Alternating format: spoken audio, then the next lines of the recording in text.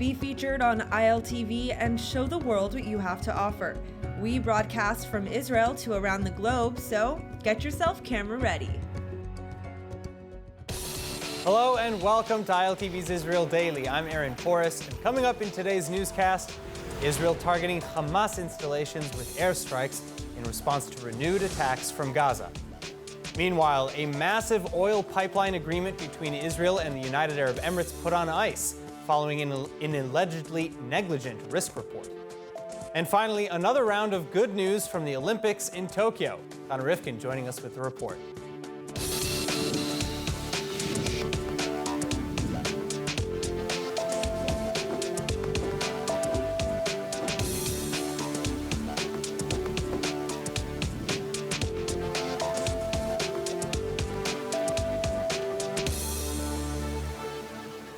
Weeks of calm have been broken on Sunday afternoon as terrorists in the Gaza Strip resumed the launching of explosives and incendiary balloons towards Israel's south. Fire and rescue services responding to at least 3 fires sparked on Sunday as they spread across the Eshkol Regional Council, and at least 10 acres of fields and woodlands in the western Negev have reportedly been destroyed since the start of July alone. Officials saying that it could be decades before some of these areas recover.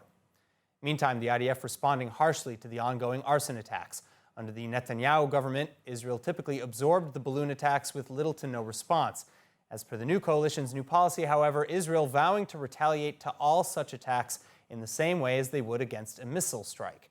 Israeli army officials, therefore, announcing airstrikes against a Hamas military base which contained, quote, infrastructure and means used for terror activity, end quote. And the IDF adding particular emphasis on the base's proximity to a Gaza children's school building.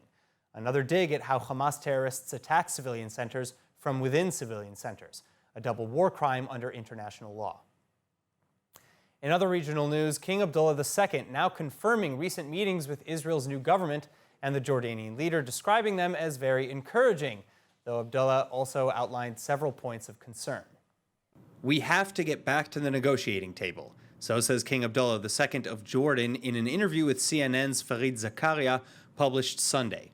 Abdullah referring to the stall in two-state talks between the Palestinians and Israel. Abdullah also lamenting that he doesn't foresee any progress towards 2 states under the new Bennett-Lapid government in Israel, but following the recent conflict between Israel and Hamas and the new coalition swearing in, Abdullah is expressing how important it is to sit with both sides to, quote, reset the relationships and to try to move forwards, especially after Muslim-Jewish clashes reported in May during the war with Hamas, Abdullah calling them a civil war and a wake-up call for the region. Of course, the Israel-Palestinian conflict not the only topic in Abdullah's talks, including with both Prime Minister Bennett and Defense Minister Gantz. Among the other issues, Amman asking for a dramatic increase in water from Israel to combat a growing drought, and security coordinations regarding Iran are likely to be increased. Abdullah is saying that Iran's nuclear ambitions, ballistic missile technology, and drone warfare have been spilling into Lebanon for months, including, if not particularly, when targeting Israel. Meanwhile, both Abdullah and Israeli leaders warning the United States against being taken advantage of by Tehran. Nuclear talks in Vienna put on hold by the Ayatollahs until after the new president can take office. But Amman and Jerusalem alleging that Iran is abusing the limbo in talks to advance other initiatives, like Iran's nuclear breakout capabilities and efforts to subvert U.S. sanctions. Israeli Defense Minister Gantz and Foreign Minister Lapid issuing a, quote, unusual warning to the Biden administration that Iran is closer than ever to nuclear weapons. And this as Iran inaugurates a massive new onshore oil pipeline that allows it to bypass the Strait of Hormuz, a choke point for the global oil trade that is regularly threatened. Moving on, a massive upset between Israel and the United Arab Emirates. Israel's Environmental Protection Ministry freezing a proposed agreement with the Israel state-owned Europe-Asia Pipeline Company. Under the deal, Gulf oil would be shipped to Europe via Israel, but critics of the deal say that it's unlikely to contribute much to Israel's economy while severely threatening the environment and local tourism. Critics are also now rejecting a risk survey conducted by the pipeline company that claims the threat level to be negligible, especially given the EAPC's shaky record involving numerous leaks in the past. In any case, joining me now with more is Director of the Marine Environment Protection Division for the Israeli Environmental Protection Ministry, Ran Amir. Ran, thanks so much for joining us. Now, the Environmental Protection Ministry, the Nature and Parks Authority, local coastal authorities, and some 20 other environmental groups, scientists, and residents are all saying that this deal will be disastrous. What are the specific risks and the concerns? Well, when you have an oil terminal, especially in such a vulnerable situation where you have coral reefs and the whole economy of the city of Eilat is based on tourism, then you can just imagine what happens if, God forbid, an oil will slip out of the tanker itself or one of the pipelines that are carrying oil from the ship to the coast, to the terminal itself, or the other way around. Then you can just imagine what could happen in this vulnerable environment in Eilat. So I think the risks are there. You don't have to be an expert to understand what an oil, and you can see the picture behind me from the last tar beaching in Israel last February 2021. It could be disastrous. All right, well, so the EAPC conducted a risk survey, and they state that severe damage leading to full loss of the entire content of a tanker or external damage to a tanker and significant loss of content would only occur at a statistical rate of once every 366,000 years. They said that the likelihood of leakage to a pipe carrying fuel was so low that it could be once in over 1,000 years, and that an insignificant spill, they didn't quantify what that means, is likely to take place once every 24 years. But if it did happen, quote, no environmental damage or marine pollution would be caused at all, end quote. Where are they getting this information? Let me begin and say and declare that we not only disagree with the numbers that you just read to us from the EAPC's so-called risk analysis, because we did not, the Ministry of Environmental Protection did not at all approve this report. Moreover, they, according to our analysis of this report, it was not done according to our guidelines, which means we reject totally this report and, of course, its outcomes. So I cannot relate to anything you just said. I can just say that this report must be redone because it doesn't say anything, and it was not taken seriously at all. So would you be in favor of a deal under any circumstances? Is there any way to maybe reach an agreement, maybe if a new investigation was conducted? Okay, look, the thing is now that as we all know, the government of Israel is supposed to give it a thought, to give it a serious consideration, whether at all, in every term, this initiative of enlarging the flow of oil through Eilat pipeline, is at all in any value for Israel's economy. Okay, this is a big question that needs to be discussed in the highest levels of the Israeli government. After such a serious consideration, and only after that, we could try to think how we can abate and mitigate such risk when dealing with oil terminal. But first things first. First, we need to understand whether this deal is on, and it's not been decided yet. I would like to recall that the Minister of Environmental Protection, Ms. Tamar Zandberg, asks the Prime Minister to have this conversation, to have this discussion in the government, and only afterwards we can say what mitigating measures could be taken. And there are mitigating measures that could be taken, but first thing is first. And now I would like to state another thing. When you are talking about oil movement and oil shipment, you are talking about inherent risks. This is something that needs to be understood. Mishaps happen,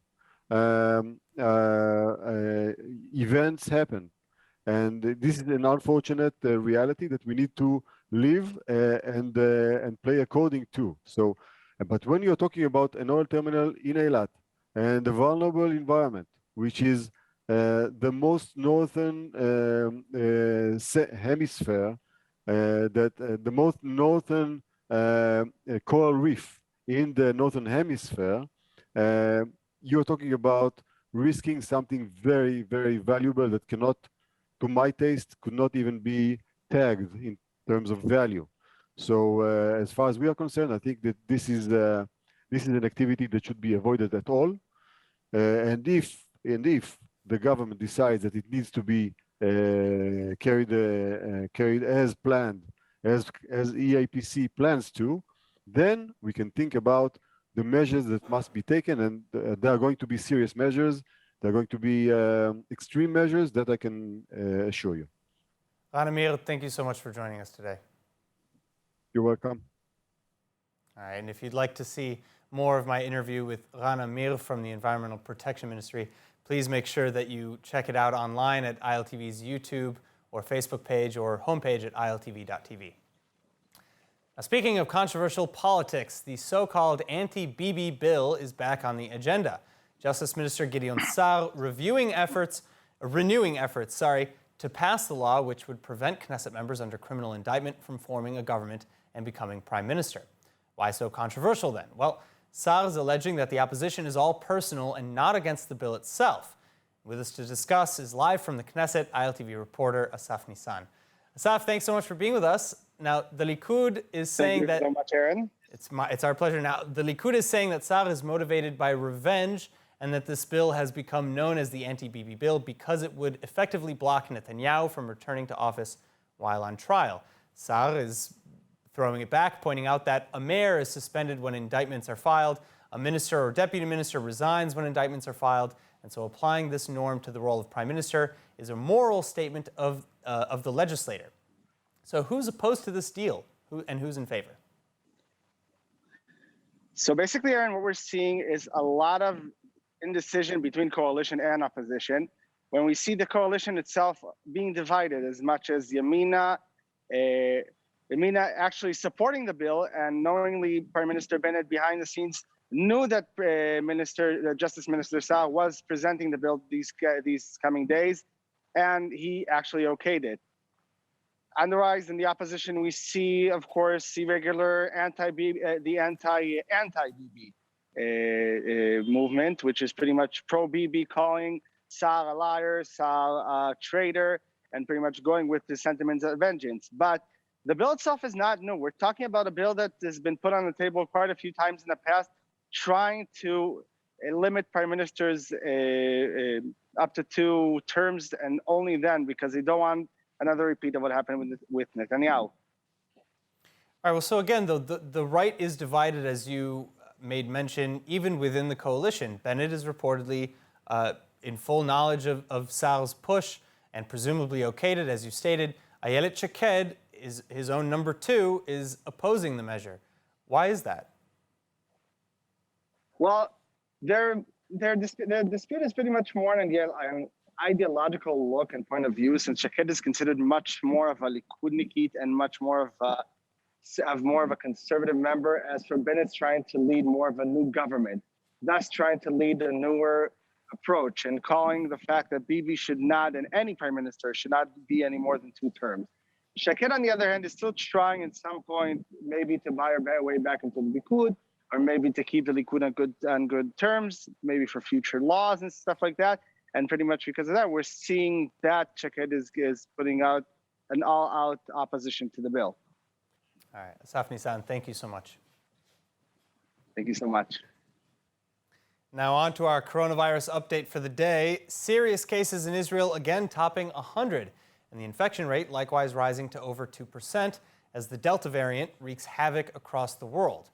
Still, despite the Delta variant's spread and conflicting reports on how efficient the vaccines are against the new mutation, Israel's COVID cabinet is looking to reopen as much as possible, particularly ahead of the new school year.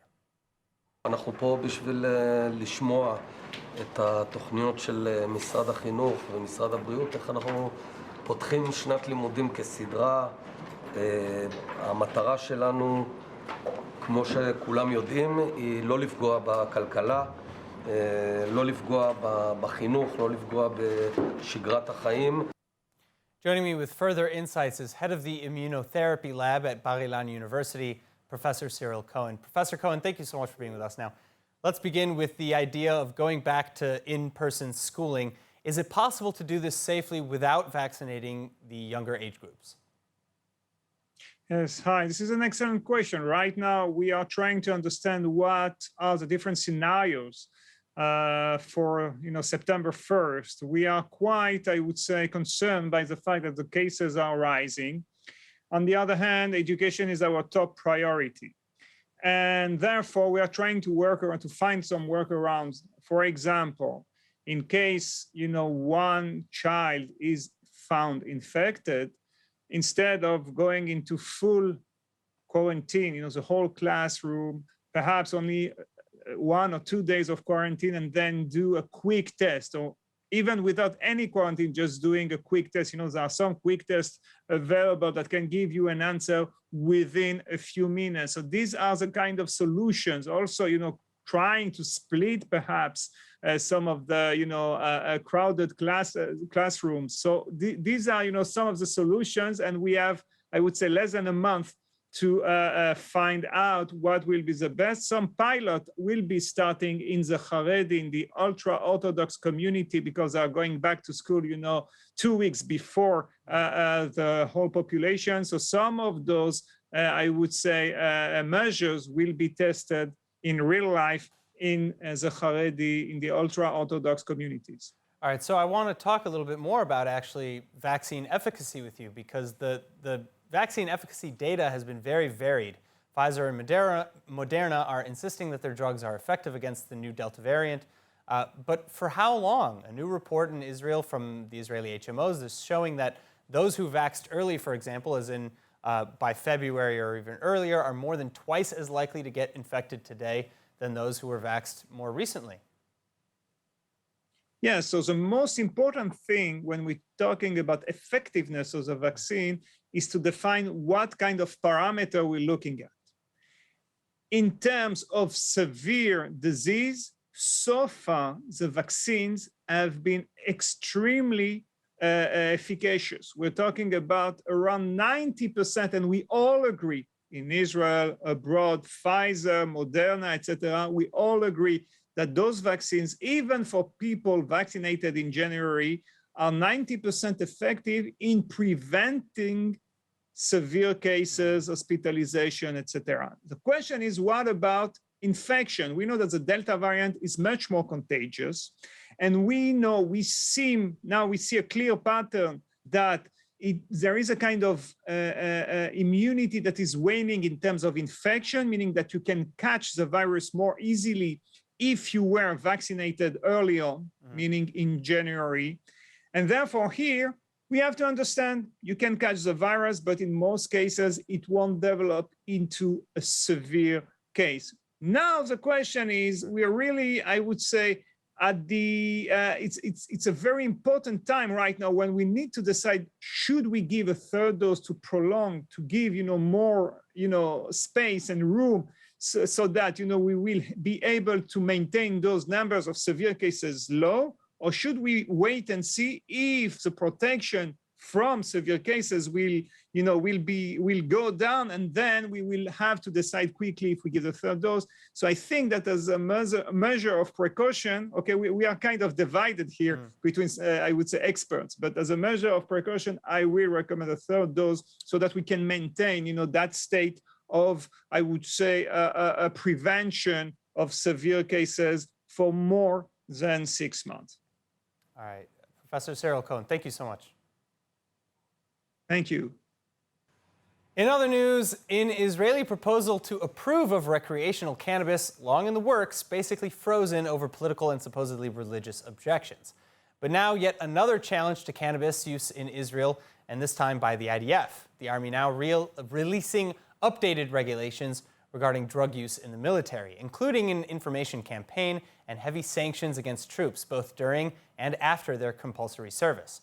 For one, soldiers caught ingesting cannabis can lose their security clearances, even if already discharged into the reserves. But this is an old rule.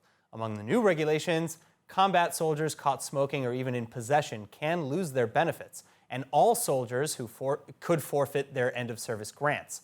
Additionally, troops found to be using risk arrest, criminal indictments, and military tribunals, which end with a criminal record, a demotion, and a disqualification from holding a civilian driver's license.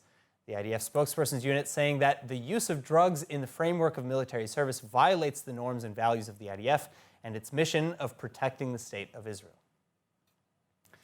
And now it's time for our daily update on the 2020-2021 Summer Olympic Games, where we give you the latest hits, misses, controversies, and more surrounding Israel's Olympic team in Tokyo, Japan. And of course, presenting all of the details is ILTV's Chana Rifkin. Chana, thanks so much for being with us. Now, let's start with the newest achievements from this morning. Fill us in. So yesterday, I said to watch out for 17-year-old Anastasia Gorbenko, and now she's achieved a great feat as the first Israeli woman to make it to the Olympic swim finals with a time of 59.30 seconds, just short of a minute. She made it in fourth place, nabbing a spot just behind Regan Smith from the U.S. Olympic team. And this also with a backstroke, but get this, it's not even her strongest stroke, so just imagine how incredible of an athlete she is. In addition to that, she also qualified for the semifinals of the women's 200-meter medley. All right, and we saw now, first of all, congratulations to Gorbenko in advancing. But aside from that, we saw another judoka, actually, this time from Sudan, dropping out of the competition to avoid competing against an Israeli. This is, again, the second judoka in the Olympics so far. Give us some of the details. So this time it was with a country we signed the Abraham Accords with, right? So this makes everything even more unexpected. This is the second athlete, like you said, to disqualify himself before his match with Tohar Butbul. The Sudanese judoka was at the weigh-in earlier in the day, but he didn't show up to the bout. So to me, all this is very interesting because we often talk about putting politics aside for sports, especially when you have the opportunity like the Olympics. Yeah, but despite this small obstacle, Butbul he still went on to compete, as did Timna Nelson-Levy. And they did really well this morning, but unfortunately, they did not advance to the next round of matches. Nelson-Levy made it to the quarterfinals in the 57-kilogram weight class, but she lost her chance for the bronze after landing in 7th place. Tohar Butbul, however, he competed really well, making it to the 73-kilogram weight class quarterfinals, but he lost his chance for the bronze after getting defeated by his Canadian opponent. Regardless, both of them are great Israeli Olympians, and that's what counts. Of course, it's always what counts. All right, so I want to backtrack, though, a little bit now to Saturday's incredible win for Israel in Taekwondo. Everyone is talking about Avishag Semberg. She's also an active duty IDF soldier, and the IDF congratulated her online, so it's super exciting. Yeah, so Israel's not known for its Taekwondo, and this girl found her niche, that's for sure. She was not a well-known athlete, given that most Israelis don't really follow the sport. So this was a wonderful win, a massive win, and she officially put herself on the map. Like you said, the IDF congratulated her on social media, writing, athlete, IDF soldier, and now Olympic medalist. Is there anything she can't do? So after years of hard work and dedication, especially since she's still an active duty soldier, she is the first Israeli to ever win a medal for Taekwondo and the youngest Israeli to win an Olympic medal. She should be very proud of herself. And I personally look forward to watching her journey continue. Absolutely. I would love to have Semberg on par with the judokas who are getting a ton of attention right now. And of course, the rest of Israel's delegation to the Olympics deserves a ton of praise. Chana, thank you so much for sharing more about them. Thanks for having me. And now, before we go, instead of our daily tubing segment, we unfortunately have some tragic news. Military veteran and veteran military correspondent Roni Daniel has passed away at age 73. Hebrew media reporting the cause of death as cardiac arrest. Daniel will forever be remembered as one of Israel's most prominent journalists who for decades in the media combined, quote, journalism with patriotism and Zionism. May his memory be a blessing, and we send our deepest condolences to Daniel's family and friends. All right, that's it for today's news. Today's exchange rate is 3.26 shekels to the American dollar and 2.6 shekels to the Canadian dollar. Finally, for the latest updates and news from ILTV, please like ILTV on Facebook, follow us on Instagram, and subscribe to our YouTube channel as well as to our newsletter at iltv.tv. I'm Aaron Porras. Be well. Thank you so much for watching.